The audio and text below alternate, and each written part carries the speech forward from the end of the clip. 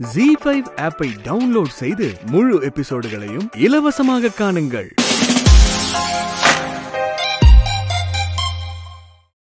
புருஷன்ல யாரோ உங்களுக்கு தப்பான தகவல் கொடுத்திருக்காங்க. சும்மா ஏப்ப சாப்பி அதனா சாக்கு போக்கு சொல்லி இல்லன்னு மறுத்துடலான்னு நினைக்காத. யாரு ஒரு விஷயம் உனக்கு மட்டுமே தெரிஞ்சிருக்கிற வரைக்கும் தான் அதுக்கு பேரு ரகசியம். அது எல்லாருக்கும் தெரிஞ்சிருச்சுன்னு வை, அதுக்கு பேரு செய்தி. இப்ப இது ஊருக்கே தெரிஞ்ச ஒரு செய்தி ஆயிருச்சு. அதனால எப்படி இத மறைக்கலான்னு தேவையில்லாம உன் மூளைய போட்டு கசக்கிக்காத. என்ன யாரு உங்களுக்கு இத சொன்னது முதலாளி? அது இப்ப முக்கியம் இல்ல கோமதி. முக்கியமான விஷயம் என்னவோ அதை யோசி. இந்த ரகசியத்தை தங்கிட்ட இருந்து மயிலு மறைச்சிட்டான்னு ஜீவா தம்பிக்கு சரி கோபம். அத கூட அவர் மன்னிச்சு மறந்துடுவாரு வச்சுக்கிய. ஆனா அதையெல்லாம் விட்டுட்டு உன்னோட IPS கனவையும் மறந்துட்டு என் கூட வந்து பொஞ்சாதியா நீ குடும்பம் நடத்தணும்னு அவர் மயிலுக்கு போட்டாரு ஒரு கண்டிஷன். நீ யாரா எனக்கு கண்டிஷன் போடுறதுங்கிற கணக்கா போய் IPS பரீட்சை எழுதிட்டுல வந்துட்டா. அது ஜீவா தம்பிக்கு பிடிக்குமா? அனுப்பிட்டார் மயிலுக்கு விவாகரத்து நோட்டீஸ்.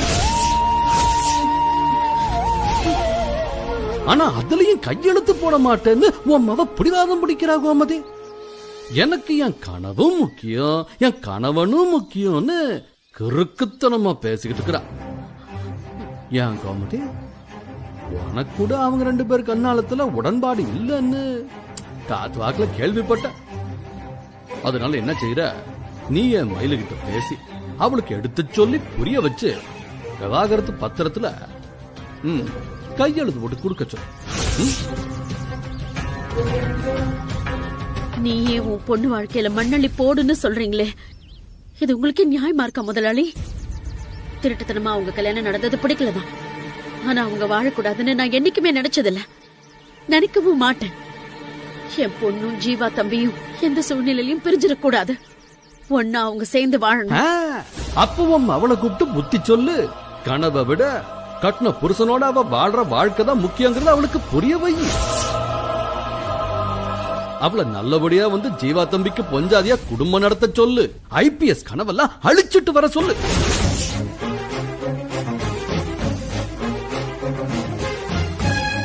என்ன கோமதி யோசிக்கிற? அதை மட்டும் செஞ்சுட்டான் வை, நானே முதலாளி கிட்ட பேசுறேன். குறைஞ்சபட்சம் ஒரு வேலைக்காரியாவது அவளை வீட்டுக்குள்ளார சேர்த்துக்க சொல்றேன். IPSங்கிற கனவை அவளுக்கு விதைச்சவளே நான் தான். தம்பி, இல்ல நான் இப்பதான் எல்லாத்தையும் கேள்விப்பட்டேன். நீங்க கோபமா பேசுறது எனக்கு புரியுது. உங்க கோபத்துல நியாயம் இருக்கு, நான் மறுக்கல. ஆனா மயிலோட இடத்துல இருந்து கொஞ்சம் யோசிச்சு பாருங்களேன். யோசிச்சு பாக்கணுமா? ஒரு விஷயம் சொல்லட்டுமா? நாங்க பிரிஞ்சதுக்கான முக்கியமான காரணமே நீங்க தான். என்ன தம்பி இப்படி எல்லாம் சொல்றீங்க? மயில IPS ஆபீசர் ஆனதுக்கு அப்புறமா தான் அப்பாவை பத்தின உண்மையை சொல்லணும்னு நீங்க தானே அவகிட்ட ஒரு முட்டாள்தனமான சத்தியத்தை வாங்குனீங்க. உங்க கண்டிஷனுக்கெல்லாம் கட்டுப்பட்டுதான் அவ அப்பா யாருங்கிற விஷயத்தையே என்கிட்ட மறைச்சிருக்கா. அவ அதை மறைச்சதுக்கும் நீங்க இப்ப அவளை பிரியணும்னு நினைக்கிறதுக்கும் என்ன சம்பந்தம் இருக்கு தம்பி? என்ன சம்பந்தம் இருக்கா? மத்தவங்க எல்லார்கிட்டயுமே அவ அப்பா யாருங்கிற விஷயத்த மறைக்கலாம். கட்டின புருஷன்னா என்கிட்ட எதுக்கு இந்த விஷயத்த மறைக்கணும்? உங்க பேச்ச கேட்டுட்டு இன்னும் வேற என்னெல்லாம் விஷயத்த மறைச்சிருக்காளோ யாருக்கு தெரியும்? நியாயம் இல்லாத கோபம் ஒரு மனுஷனோட இயல்பையே மாத்திடுங்கிறது இப்ப எனக்கு புரியுது. எல்லா உறவுக்கும் அன்பு விலைன்னு நினைக்கிறவங்க நாங்க. உறவை பணமா பாக்குற புத்தி எங்களுக்கு கிடையாது தம்பி. ஒரே ஒரு விஷயத்த நீங்க யோசிச்சு பாத்தீங்கன்னா இந்த மாதிரி பேசுறது எவ்வளவு பெரிய தப்புன்னு உங்களுக்கே புரியும். உங்க சொத்து தான் முக்கியம்னு நினைச்சிருந்தா நாங்க எதுக்கு தம்பி இவ்வளவு பெரிய நாடகத்தை நடத்தணும்? அப்பாவும் பையனும் பொண்ணு கேட்டு வந்த அன்னைக்கே என் வைராகியத்தை நான் தூக்கி போட்டுட்டு ஆமான்னு தலையாட்டி இருந்தேன்னு வைங்க, என் பொண்ணு இப்ப ராணி மாதிரி வாழ்ந்துட்டு இருப்பா. என் பொண்ணு வச்சும் நான் மத்த பொண்ணுங்களை கரை ஏத்திருப்பேன். ஆனா நாங்க அந்த மாதிரி செய்யல தம்பி. யார் கையையும் நம்பாம எங்க உழைப்பால கௌரவமா மரியாதையான வாழ்க்கைய வாழணும் தான் நாங்க இது வரைக்கும் கஷ்டப்பட்டுட்டு இருக்கோம். இன்னி வரைக்கும் என் பொண்ணு அதுக்காக தான் போராடிட்டு இருக்கா. ஐபிஎஸ் ஆகணுங்கிற வெறியோட அவ ஓடிட்டு இருக்கிறதும் அதுக்காக தான். அது உங்க பார்வைக்கெல்லாம் திமிரா தெரியுது. கௌரவமா வாழறது திமிரா நினைச்சீங்கன்னா அது திமிராவே இருக்கட்டும். ஆனா உங்க பார்வை கண்டிப்பா ஒரு நாள் மாறும். என் பொண்ணு ஒரு பெரிய ஆபீசரா சாதிப்பா. நிறைய பொண்ணுங்களுக்கு அவ முன் மாதிரியா வந்து நிப்பா. அன்னைக்கு நீங்க பேசின இந்த வார்த்தைக்காக கண்டிப்பா வருத்தப்படுவீங்க. நம்ம குடும்பம் இந்த அளவுக்கு மேல வந்திருக்குன்னா அதுல எனக்கு பங்கு இருக்குங்க. ஆனா பதிலுக்கு நீங்க எனக்காக என்னங்க செஞ்சிருக்கீங்க? என்னடி இப்படி கேட்ட? நான் உங்க 2 பேரும் இது வரைக்கும் நல்லா பாத்துக்கலையா? உங்களுக்கு வேண்டியதெல்லாம் செய்யலையா? அதெல்லாம் ஒரு கடமைங்க. அத தாண்டி எங்களுக்குன்னு என்ன இருக்கு? எனக்கு 5 காசு வேணும்னா கூட நான் உங்க கையதானங்க எதிர்பார்த்துட்டு இருக்கேன். உங்களை அண்டி பொழைக்கிற அடிமை மாதிரி தான் எப்பவுமே நீங்க வச்சிட்டு இருக்கீங்க. கஸ்தூரி, என்ன பேச்சு பேசுற? ஒரு குடும்பத்துல பொண்டாட்டியும் பிள்ளைங்களும் குடும்ப தலைவனை சார்ந்து இருக்கிறது ரொம்ப சகஜம். எல்லார் வீட்லயும் அப்படித்தானே இருக்கு. இத பெருசா கம்ப்ளைண்ட் மாதிரி பேசிட்டு இருக்க? ஆமா ஆமா, அவ பேசுறதோட அர்த்தம் உங்களுக்கு புரியலையா? திடீர்னு உங்களுக்கு ஒண்ணு கிடக்கு ஒண்ணு ஆயிடுச்சுன்னா அன்னைக்கு வெறும் கையோட இவ முடிச்சுக்கிட்டு நிக்க கூடாதுல்ல. இவ பேர்லயும் வெற்றி பேர்லயும் வீடு நிலம்னு ஏதாவது இருந்தா இவ வாழ்க்கைக்கு ஒரு உத்தரவாதம் இருக்கும்ல. இவளும் எதிர்காலத்தை பத்தி பயம் இல்லாம நிம்மதியா இருப்பா. ஏன்னா நீங்க வாங்கி போட்ட நிலம் எல்லாம் எங்க இருக்கு, யார் பேர்ல இருக்குன்னு ஒண்ணுமே தெரியலல்ல. அதெல்லாம் இருக்க வேண்டிய இடத்துல பத்திரமா இருக்கு. பத்திரமா இருந்தா மட்டும் போதாதுங்க. இருக்கிற சொத்தெல்லாம் என் பேருக்கும் வெற்றி பேருக்கும் உயிலா மாறணும். நாளைக்கும் பிரச்சனை சூழ்நிலை எல்லாம் வரப்போ நாங்க தடுமாறி நின்னுடக்கூடாது. நானும் அக்காவும் அபசகுணமா எதுவும் சொல்லலங்க. இப்பெல்லாம் நீங்க போற போக்கே சரியில்லை. யாரை எங்க வைக்கணும்னு தெரியாம உங்க இஷ்டத்துக்கு ஆடிட்டு இருக்கீங்க. என்னையும் என் பையனையும் அம்போன்னு விட்டுருவீங்களோன்னு எனக்கு பயமா இருக்கு. முததாரது பொண்டாட்டி குடும்பத்தை இனிமே பார்க்க மாட்டேன்னு சொன்னீங்க. ஆனா இப்பவும் அவங்க நினைப்போட தானே அலைஞ்சிட்டு இருக்கீங்க. அதனாலதான் சம்பந்தமே இல்லாத ஆளுங்களை எல்லாம் தூக்கி தூக்கி தலையில வச்சு சுமந்துட்டு இருக்கீங்க. இப்படியே போச்சுன்னா நானும் என் பையனும் நடு தெருவுக்கு வந்துருவோமோன்னு எனக்கு பயமா இருக்கு. எனக்கு ஒரு பாதுகாப்பு வேணும் தான் உயில எழுதி வைக்க சொல்றேன். நீங்க என்னடானா இப்ப என்னடி வேணும் உனக்கு? இருக்கிற சொத்தை பிரிச்சு உன் பேர்ல எழுதி வைக்கணும், அவ்வளவுதானே? அதுக்கு எதுக்கு இவ்வளவு தூரம் சுத்தி அடிச்சுட்டு வர? பாக்கியில வர வச்சு யாருக்கு என்ன கொடுக்கணும் தெளிவா எழுதி கொடுத்தறேன், போதுமா?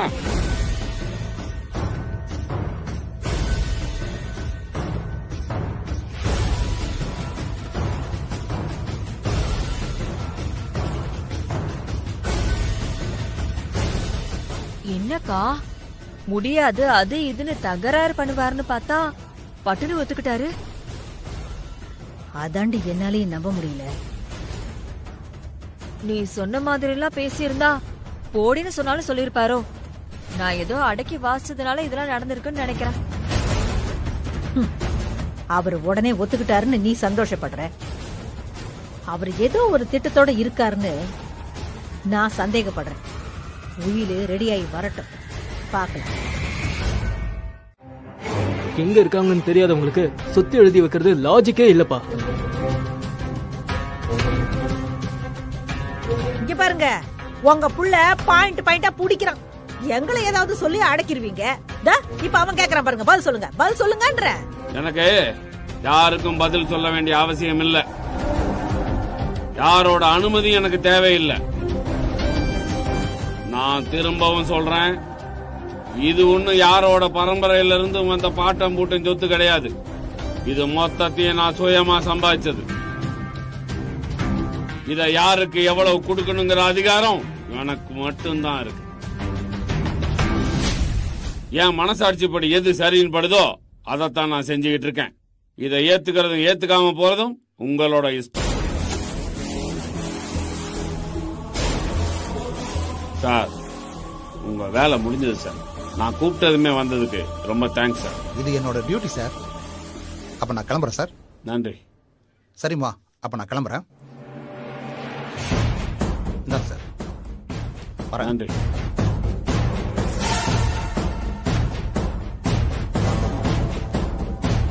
ஏய், என் காலத்துக்கு அப்புறம் சுசீலாவோ அவளோட பொண்ணுங்களோ வந்தா அவங்க கிட்ட இந்த சொத்து சேரணும்.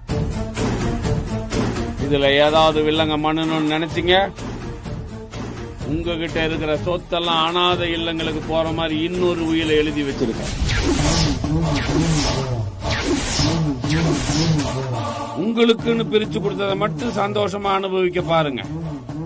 அவங்களுக்கு கொடுக்கறதையும் கொடுங்க, பாத்தீங்க இருக்கிறதும் இல்லாம போயிடும். ஜாக்கிரதை.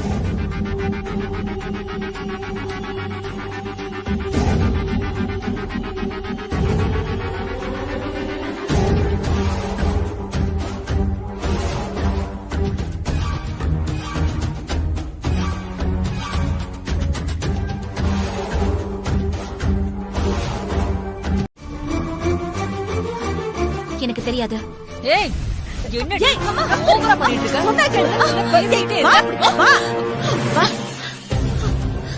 எதுக்கு இந்த ஆவேசம் உனக்கு? பின்ன என்னக்கா, அப்பையில இருந்து தெரியாது தெரியாதுன்னு ஒரே பாட்டை பாடிட்டு இருக்கா. எனக்கு இருக்கிற கவுத்துக்கு வெளியே போடலாம் போல இருக்க. லூசாடி நீ. அந்த குடும்பத்தை பத்தி தெரிஞ்ச ஒரே ஆளு இவதாண்டி. அவங்களை எல்லாம் கண்டுபிடிக்கிற வரைக்குமாவது இவன் உயிரோட இருக்க வேண்டாம். என்ன பார்த்தல என் தங்கச்சி எவ்வளவு கொலவெறியோட இருக்கான்னு? அவங்களுக்கு சொத்து இருக்குன்னு தெரிஞ்சதுல இருந்து வெற்றியும் இதே கொலவெறியில தான் இருக்கான்.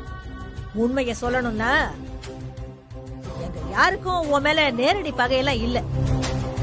நீ வெற்றிய அரெஸ்ட் பண்ணதை கூட நாங்க மன்னிச்சிடுறோம். நீ அந்த குடும்பம் இருக்கிற இடத்தை மட்டும் சொன்னா போதும். எனக்கு தான் தெரியாதுன்னு நான் சொல்லிக்கிட்டு இருக்கேன்ல. சரி, நீ அட்ரஸ் சொல்லாத. அவளோட கடைசி பொண்ணோட போன் நம்பரை கொடு, மத்தத நாங்க பாத்துக்கிறோம். என்ன? அம்மா, அவங்க அட்ரஸ், போன் நம்பர் எல்லாமே என்கிட்ட இருந்துச்சு. அவங்க வீடு மாறி போனதுக்கு அப்புறம் எல்லாத்தையுமே அவங்க மாத்திட்டாங்க. இப்ப அவங்கள பத்தி எனக்கு எதுவுமே தெரியாது. நீ எதுக்கு பேசிக்கிட்டு இருக்கும்போது அவ மேல பாயற? கொஞ்ச நேரம் அமைதியா இரு. இத பாரு மயிலு, இதுக்கு மேல நீ பொய் சொல்றதுல எந்த அர்த்தம் இல்ல. அவ கடைசி பொண்ணு அவரோட பிறந்த நாளைக்கு கிரீட்டிங் கார்டு அனுப்பியிருக்கா. இந்த மனுஷனும் அவங்க மேல சொத்து எழுதி வச்சிருக்காரு. இதெல்லாம் தானா நடந்துச்சுன்னு நம்புறதுக்கு நாங்க ஒண்ணும் முட்டாள் இல்ல. அவங்களுக்கும் உங்க சாருக்கும் நடுவுல உன் மூலமா ஏதோ பேச்சுவார்த்தை நடந்தது. அந்த மனுஷன் தான் பொண்ணை பாத்திருந்தா இல்ல போன்ல பேசியிருந்தா இந்நேரம் அவர் நடந்துக்கிற விதமே வேறையா இருந்திருக்கும். அவரு இதுவரைக்கும் அவளை பாக்கலங்கிறது மட்டும் நல்லா தெரியுது. அதான் உண்மைங்கிறப்ப ஓ வழியா மட்டும்தான் அவங்களுக்கு தகவல் போயிருக்கு. அப்படி பார்த்தா அவங்களோட போன் நம்பராவது உன்கிட்ட கண்டிப்பா இருக்கணும். ஒன்ன தவிர வேற யாரும் உதவி செய்யறதுக்கு சான்ஸே இல்லை. மயிலு கண்ணு, அவரோட கடைசி பொண்ணோட போன் நம்பரை மட்டும் எனக்கு கொடுத்துறேன். இதுக்கு மேல நாங்க உன்னை தொந்தரவு பண்ண மாட்டோம். என்னமா? கொடுத்துறேன் ப்ளீஸ். இங்க பாருங்க, நீங்க கோவமா கேட்டாலும் பொறுமையா கேட்டாலும் என் பதில் ஒண்ணுதாங்க. அவங்க யார் கான்டாக்ட் நம்பரும் என்கிட்ட இல்ல. அவங்க இப்ப எங்க இருக்காங்கன்னு கூட எனக்கு தெரியாது. தயவு செஞ்சு என்ன விட்டுருங்க.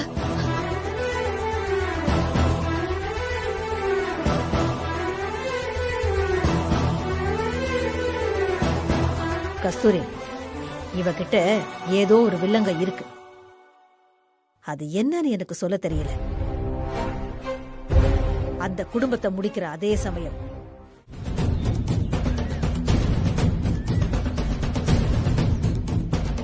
கஸ்தூரி.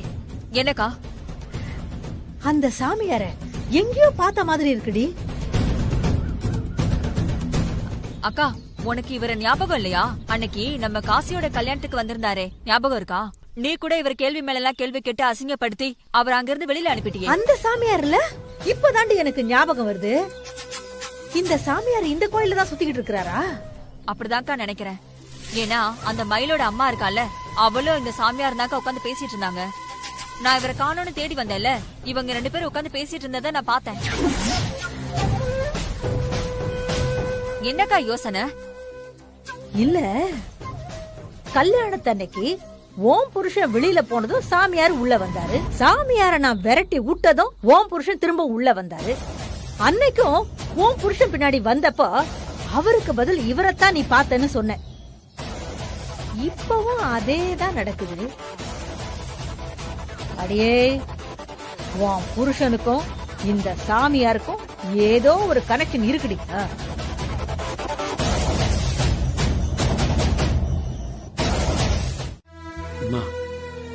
என்னாச்சுமா? ஏன் உங்க முக கவலையா இருக்கு? என் கடைசி பொண்ணோட வாழ்க்கையில பெரிய பிரச்சனை போயிட்டு இருக்கு சாமி. இவ்வளவு காலமா அவ நினைச்சதை அடையறதுக்கு அவளுக்கு ஆதரவா இருந்த அவ புருஷனே எதிரா நடக்க ஆரம்பிச்சிட்டாரு. அவ தன் ஆசைய கைவிடலன்னா அவளை விவாகரத்து பண்ணிடுவேன்னு சொல்றாரு சாமி. என் பொண்ணுக்கு பெரிய போலீஸ் ஆபீசர் ஆகணுங்கிறது தான் அவளோட கனவு. அதே சமயம் அவ புருஷன் மேலயும் அவ உசுராதான் இருக்கா. ரெண்டுல எதையுமே அவளால இழக்க முடியாது சாமி. இப்ப நடந்துட்டு இருக்கிற குழப்பத்துல அவ லட்சியம் பாதிச்சிடக்கூடாது சாமி. அதே மாதிரி அவ தன்னோட வாழ்க்கையையும் இழந்துடக்கூடாது. பெத்தவளா நான் அதை நினைச்சுதான் தவிச்சிட்டு இருக்கேன் சாமி. கவலைப்படாதீங்கம்மா. அவ கனவை நோக்கி ஓடுறத நிறுத்த வேண்டாம்.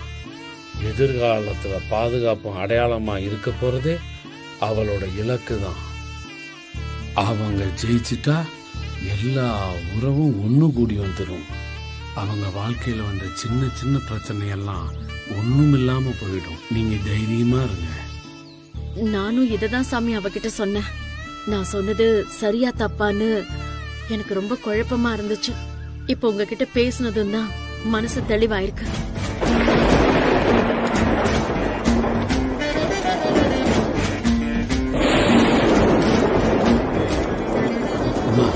மழை வர மாதிரி இருக்கு. நாம அந்த மண்டபத்து பக்கமா போயிடலாம். வாங்கம்மா.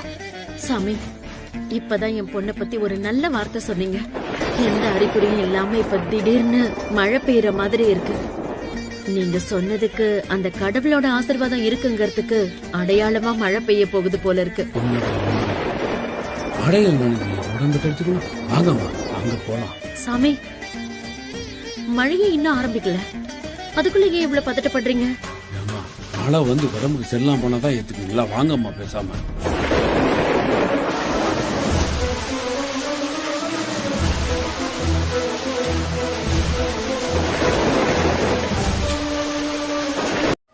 உன்ன மாதிரி ஒரு கேடு கெட்ட ஜென்மத்துக்கு இந்த வேஷம் போடுறதுக்கு கூட யோகியதை கிடையாது. அதனாலதான் அந்த ஈஸ்வரனை மழை பெய்ய வச்சு உன் வேஷத்தை கலைச்சிட்டாரு. உன் சுயரூபம் தெரியாம அந்த கொலசாமி அம்சமா நினைச்சு நான் உன்னை கும்பிட்டு இருந்தேனே. நீ சொன்னதுக்கு ஏத்த மாதிரி எல்லாம் நான் ஆடி இருக்கேனே. என் விரல வச்சு என் கண்ணை குத்துற மாதிரி என் நம்பிக்கையை பயன்படுத்தி நீ நினைச்சதை எல்லாம் சாதிச்சிட்டல. இல்ல சுசீலா, பேசாத. எனக்கும் என் பொண்ணுங்களுக்கும் அன்னைக்கு நீ செஞ்சது மன்னிக்க முடியாத துரோகம். நீ செஞ்ச பாவத்துக்கு வாழ்க்கையில இன்னைக்கு வரைக்கும் சொல்ல முடியாத கஷ்டத்தை நாங்க அனுபவிச்சுட்டு இருக்கோம். போராடி போராடி இப்பதான் ஓரளவுக்கு மேல வந்திருக்கோம். அது உனக்கு பொறுக்கலையா? வேரோட அழிக்கணுங்கிற திட்டத்தோட தான் திரும்ப எங்க வாழ்க்கையில வந்திருக்கியா? அப்படியெல்லாம் இல்ல சுசீலா. நான் செஞ்சது எவ்வளவு பெரிய பாவம்னு கொஞ்ச நாளைக்கு முன்னாடி தான் புரிஞ்சுக்கிட்டேன். அதுக்கு பிராயச்சித்தம் பண்ணதான் உங்களை தேடி தேடி அலைஞ்சிருக்கேன். நான் செய்ய வேண்டிய முதல் பரிகாரம் உன் காலில் விழுந்து மன்னிப்பு கேட்கறது தான். என்ன மன்னிச்சு சுசீலா. போது, நிறுத்து உன் நாடகத்தை. நீ நினைக்கிறத சாதிக்கிறதுக்கு என்ன வேணும்னாலும் செய்வேன்னு எனக்கு நல்லா தெரியும். இனிமே இதையெல்லாம் பார்த்து நான் ஏமாற மாட்டேன். வேற ஏதோ ஒரு பெரிய சூழ்ச்சியோட தான் நீ திரும்ப எங்க குடும்பத்தையே சுத்தி சுத்தி வந்துட்டு இருக்க. சத்தியமா இல்ல சுசீலா. எனக்கு அந்த மாதிரி எண்ணம் எதுவுமே இல்ல சுசீலா. என்ன நம்பு சுசீலா. இதுக்கு மேல நான் உன்னை நம்ப மாட்டேன். நான் உன்னை நம்புறதுக்கு முட்டாள் இல்ல. எதுக்கு இந்த வேஷம்? எதுக்கு இவ்வளவு நாடகம்? என்ன திட்டத்தோட இதையெல்லாம் பண்ணிட்டு இருக்க? நீ சொல்ல மாட்டேன். ஆனா உன் மனசுல என்ன இருக்குன்னு எனக்கு நல்லாவே தெரியும். நீ இல்லாம நாங்க வாழ முடியாம ஏரியிலயோ குளத்திலயோ விழுந்து செத்துருப்போன்னு எதிர்பார்த்தல. நீ நாங்க உசுரோட இருப்போன்னு நீ எதிர்பார்க்கல. இல்ல சுசீலா. நான் ஒத்த மனுஷியா நின்னு என் 3 பொண்ணுங்களையும் இந்த அளவுக்கு வளர்த்து ஆளாக்குவேன்னு நீங்க எதிர்பார்க்கல. நீ கொல்ல சொன்ன கடைசி பொண்ணு ஒரு IPS ஆக போறான்னு நீ எதிர்பார்க்கல. சுசீலா, வாழ்க்கையில பொம்பளைங்க எல்லாம் ஒன்னா சேர்ந்து ஜெயிச்சிட்டோங்கறத உன்னால ஏத்துக்க முடியல. எங்களை எப்படியாவது தோக்கடிக்கணுங்கிற திட்டத்தோட தான் திரும்ப இங்க வந்திருக்க. இல்ல சுசீலா, நீ நினைக்கிற மாதிரி எதுவும் இல்ல. நம்ம குடும்பத்துக்கு நான் எதுவுமே பண்ணல.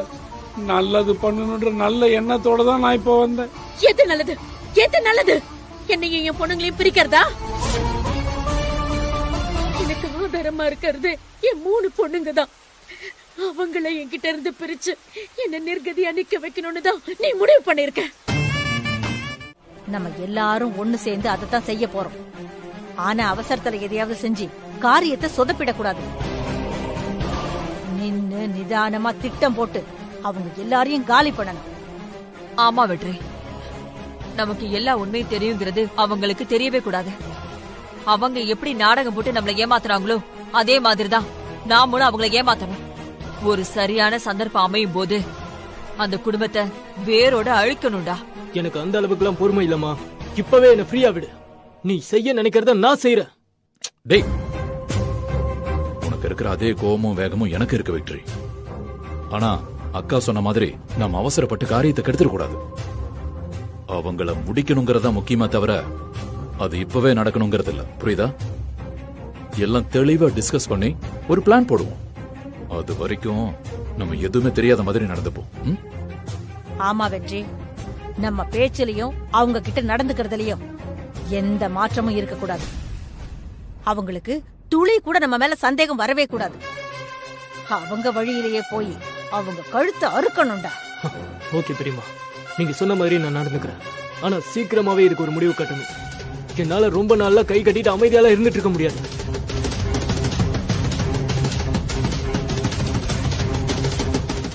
கையிலக்கா பிரச்சனையில நீ சாக போயிருந்த. அப்ப உன்னை தடுத்து நிறுத்தி காப்பாத்தினது அப்பா தானே? அவங்க கல்யாணத்துக்கு உன்னை சம்மதிக்க வச்சதுமே அவர் தானேமா? உனக்கு பிரச்சனை வரப்பெல்லாம் அவர் தான் சாமி மாதிரி வந்து உன்னை காப்பாத்திருக்காருன்னு நீயே சொல்லிருக்கல. ஆனா அவர் அப்பான்னு தெரிஞ்சதும் எல்லாமே தப்புங்கிற மாதிரி அப்படியே மாத்தி பேசிட்டு இருக்க. அவர் இதை செஞ்சாரு அதை செஞ்சாருன்னு பெருசா பேசுறல்ல, அதையெல்லாம் அவரு நல்ல எண்ணத்துல செஞ்சிருக்காருன்னு நினைக்கிறியா? அந்த ஆளோட சுயநலத்துக்காக செஞ்சிருக்காரு. அவரு நல்லவருன்னு வார்த்தைக்கு வார்த்தை இப்படி அவர் தலையில தூக்கி வச்சுட்டு ஆடுறல்ல, உன்னையும் மத்தவங்களையும் இப்படி நம்ப வைக்கிறதுக்காக தான் அந்த ஆள் வேஷத்தை போட்டிருக்காரு. என்னைக்கு நீதான் அவரோட பொண்ணுன்னு தெரிஞ்சதோ அப்பவே நம்ம குடும்பத்தை அழிக்கணும்னு அந்த ஆள் முடிவு பண்ணிருப்பாரு. அதுக்கேத்த மாதிரிதான் அந்த ஆள் ஒவ்வொரு காரியத்தையும் இப்ப செஞ்சிட்டு இருக்காரு. சாதாரணமா பாக்கும்போது அந்த ஆள் நமக்கு நல்லது பண்ண மாதிரி தான் தெரியும்.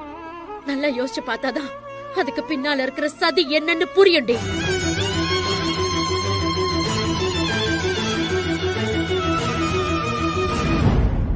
அவசருக்கு ஆபத்துன்னு சொல்லி முதல்ல உன்னை என்கிட்ட இருந்து பிரிச்சாரு. கையிலுக்கு அவரு மச்சான கல்யாணம் பண்ணி வச்சு அவர் பக்கம் இழுத்து வச்சுக்கலான்னு பார்த்தாரு. நான் அதுக்கு ஒத்துக்கலன்னு சொன்ன உடனே சாமியார வந்து என் மனசை கலைச்சு சம்மதிக்க வச்சாரு. அந்த கல்யாணத்தை நடத்தி முடிச்சு இப்போ கையிலையும் அவர் பக்கம் இழுத்துக்கிட்டாரு. மிச்சம் இருக்கிறது என் கூட மலரு மட்டும்தான். அவளையும் ஏதாவது ஒரு காரணத்தை சொல்லி பிரிச்சு கூட்டிட்டு போயிடுவாரு. பொம்பளை பிள்ளைங்களை வெறுத்தவர் அந்த ஆளு. உங்க எல்லாரையும் கஷ்டப்பட்டு ஆளாக்கி வளர்த்தது நானு. ஆனா இப்ப நீங்க எல்லாரும் அம்மாவை தூக்கி எறிஞ்சிட்டு அந்த ஆள் பக்கம் போய் சேர்ந்துட்டீங்கல்ல. இதை விட பெரிய அசிங்கம் என்னடி இருக்க முடியும்? என்னை இப்படி அசிங்கப்படுத்தி தோக்கடிக்கிறதுதான் அந்த ஆளோட ஒரே எண்ணமா இருக்கும். அத மனசுல வச்சுக்கிட்டு தான் இப்படி எல்லாத்தையும் பண்ணிக்கிட்டு இருக்காரு. அத கூட புரிஞ்சுக்காம நீ அந்த ஆளுக்கு உடனே நின்னுட்டு இருக்கியே. அம்மா, இது எல்லாமே உன் கற்பனை தானே தவிர இது எதுவுமே உண்மை இல்ல.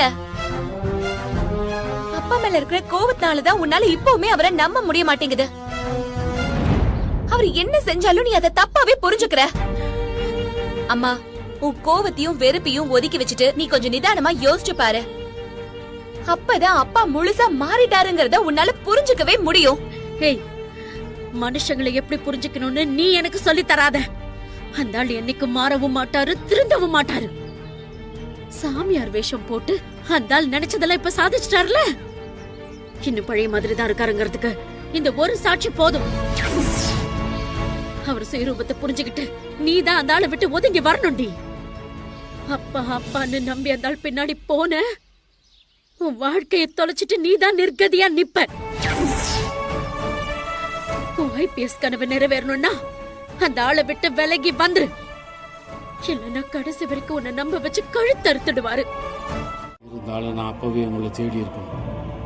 3 பொண்ணுங்களோட நீ என்ன பண்ற, எங்க போனன்னு நான் யோசிச்சிருக்கணும். அப்போ இருந்த திமிரும் அகங்காரமும் என்னை யோசிக்க விடல. அன்னைக்கு நான் அப்படி இருந்தது எவ்வளவு பெரிய தப்புன்னு இன்னைக்கு நான் யோசிக்கிறேன். அதுக்காக நான் உங்கள்கிட்ட 1000 தடவை கூட மன்னிப்பு கேட்கிறேன். அதுக்கு பிராயச்சித்தமாக தான் இந்த சொத்தையே கொடுக்குறேன். இதை இத்தனை வருஷமா நான் உங்களை கண்டுக்காம இருந்ததுக்கான நஷ்டஈடா கூட நினைச்சுக்கிறேன். ஒரு அப்பாவா, ஒரு புருஷனா உங்களுக்கு நான் நிறைய செஞ்சிருக்கணும்ல. இப்போ செய்யாம விட்டத மொத்தமா இப்ப செய்யறேன்னு கூட எடுத்துக்கீங்க. சுசீலா, நீ என்னை மன்னிக்க வேணாம், என் பாசத்தை நீ ஏத்துக்கவும் வேணாம். உங்களுக்குன்னு சேர வேண்டிய இந்த சொத்தை தயவு செஞ்சு வாங்கிக்க. உங்களுக்கு இப்போவாவது ஏதாவது செஞ்சுட்டேன்ற நிம்மதியாவது எனக்கு இருக்கும்ல. ஓ, இப்ப கூட செஞ்ச பாவத்துக்கு உண்டியல்ல காசு போடுற மாதிரி இதை எடுத்துட்டு வந்திருக்கீங்கல்ல?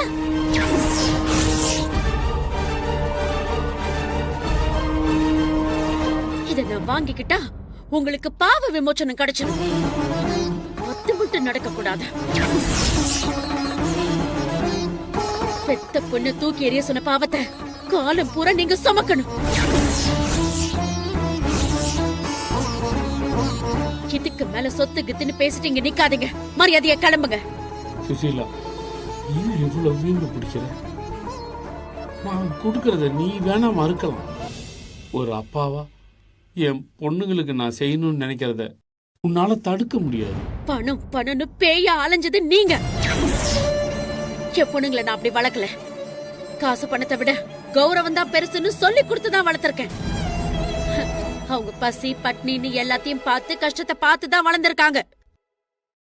அதை எப்படி சமாளிக்கணும், அதுல இருந்து எப்படி போராடி மீண்டு வரணும்னு என் பொண்ணுங்களுக்கு நல்லா தெரியும். பணமும் வசதியும் இல்லாம கஷ்டப்பட்டாலும் அதுல இருந்து அவங்க மீண்டு வந்துருவாங்க. அவங்களுக்கு உங்க இறக்கமும் வேணாம், இந்த பாவப்பட்ட சொத்தும் வேணாம். ஏன் இப்படி எல்லாம் பேசுற? அவ்வளவுதான் உங்களுக்கு மரியாதை. தேவைக்கு உதவாத சொத்து வெறும் குப்பைக்கு சமம். நான் இந்த சொத்து பத்திரத்தை அப்படிதான் பாக்குறேன். இது எங்களுக்கு வேண்டாம். எடுத்துட்டு கிளம்புங்க.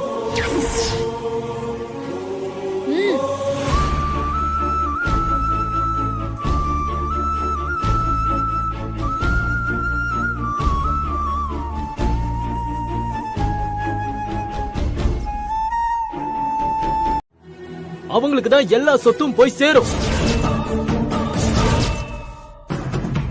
ஆனா அப்பா சொத்து கொடுத்தும் பெரியம்மா அது வேண்டான்னு சொல்லிருக்காங்க.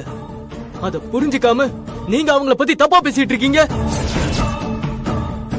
அவங்கள கொல்லணும்னு வேற துடிக்கிறீங்க 2 பேரும். உங்க புத்தி இவ்வளவு கேவலமா இருக்கிறத நினைச்சா எனக்கு அசிங்கமா இருக்கு. இந்த குடும்பத்துல வந்து பிறந்தத நினைச்சா நான் வெக்கம் தான் படுறேன். டேய், நீ என்னடா புரியாம கோவப்பட்டுக்கிட்டு இருக்கற? நீ சின்ன பையன்பா. அவங்க சூட்சமத்தெல்லாம் புரிஞ்சுக்கிற அளவுக்கு உனக்கு வயசு பத்தாது. அந்த குடும்பத்துல இருக்கிற எல்லாருமே தப்பான ஆளுங்க. ஆனா வெளியில நல்லவங்க மாதிரி வேஷம் போடுறாங்க. நானும் அப்படிதான் நினைச்சுக்கிட்டு இருந்தேன். ஆனா அவங்க வீட்டுல போய் இருந்ததுக்கு அப்புறம் தான் அவங்க எல்லாம் எவ்வளவு நல்லவங்கன்னு நான் புரிஞ்சுக்கிட்டேன். அவங்க எல்லாரையும் பழி வாங்கணும்ன்ற நோக்கத்தோட தான் நான் அங்க போய் தங்கினேன். ஆனா அவங்க என் மேல காட்டின உண்மையான பாசமும் அன்பும் என் மனசுல இருக்க அழுக்கு எல்லாத்தையும் அடிச்சிட்டு போயிடுச்சு. அவங்களாலதான் நான் மனுஷனா மாறினேன். இல்லைன்னா திருடுறதையும் தாண்டி கொல்லன்னு பெரிய கிரிமினலா மாறி இருப்பேன். என்ன மாத்தினதுக்காக அவங்க எல்லாருக்கும் நீங்க நன்றி சொல்லணும். ஆனா அவங்கள அழிக்கணும்னு நினைச்சு நீங்க 2 பேரும் துடிச்சுக்கிட்டு இருக்கீங்க. நான் இருக்கிற வரைக்கும் அது எதுவுமே நடக்காது. என்னையும் அப்பாவையும் மீறி நீங்க அவங்களை நெருங்கவே முடியாது. அப்படி நெருங்கி போகணும்னா என்ன கொண்டுட்டு தான் நீங்க அங்க போகணும். ஏய், orangeருவே பாத்துக்கோ. இதுக்கு மேல பேசுனடா என்ன பார்த்தா எப்படிடா தெரியுது? பைத்தியம் மாதிரி தெரியுதா? அன்னைக்கு மயில பத்தி உண்மை தெரிஞ்சப்போ அவ்வளவு கோவப்பட்ட. இன்னைக்கு என்னடா அப்படியே மாத்தி பேசுற? அன்னைக்கு பேசுனது நடிப்புமா. மலரக்கா, கைலக்கா, மயிலக்கா எனக்கு எல்லாரையுமே பிடிக்கும். பெரியம்மாவை எனக்கு அதை விட ரொம்ப பிடிக்கும். அவங்க தான் அப்பாவோட முதல் பொண்டாட்டின்னு தெரிஞ்சதும் நான் அவ்வளவு சந்தோஷப்பட்டேன் தெரியுமா? ஆனா அதை வெளிப்படையா உங்ககிட்ட காட்டிக்க முடியல. கொஞ்ச நாள்ல நீங்களே அவங்கள பத்தி புரிஞ்சுப்பீங்கன்னு நான் நம்பினேன். ஆனா நீங்க 2 பேரும் போற போக்க பார்த்தா அது கொஞ்சம் கூட நடக்கிற மாதிரி தெரியல. இதுக்கு மேலேயே என்னால பொறுமையா இருக்க முடியாது. உங்க 2 பேர்கிட்டயும் நான் ரொம்ப தெளிவா சொல்லிக்கிறேன், நல்லா கேட்டுக்கோங்க.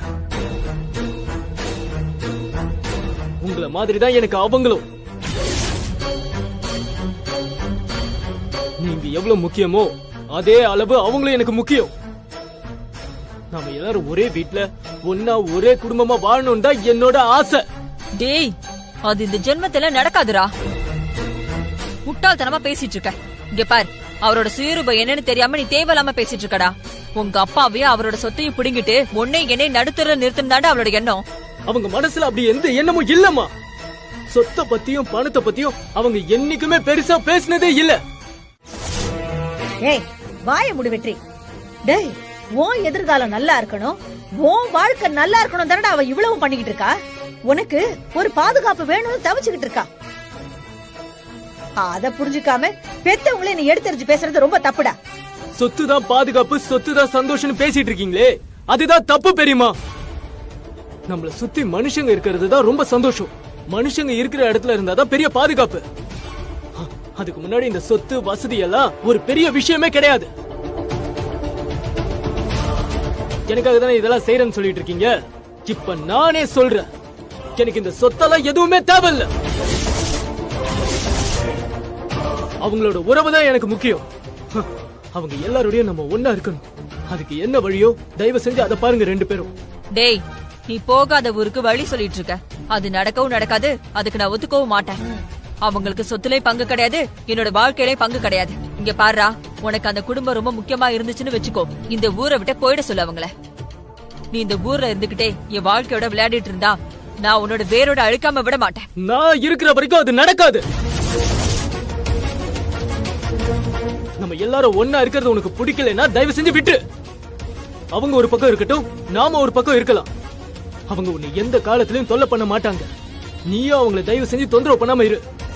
அதையும் மீறி அவங்களை நீ ஏதாவது செய்யணும்னு நினைச்ச, உன்னை எதிர்த்து நிக்கிற முதலாள் நானதாமா இருப்பேன். டேய் வெற்றி, என்னடா பேசுற நீ? நான் உன்னை பெத்த அம்மா.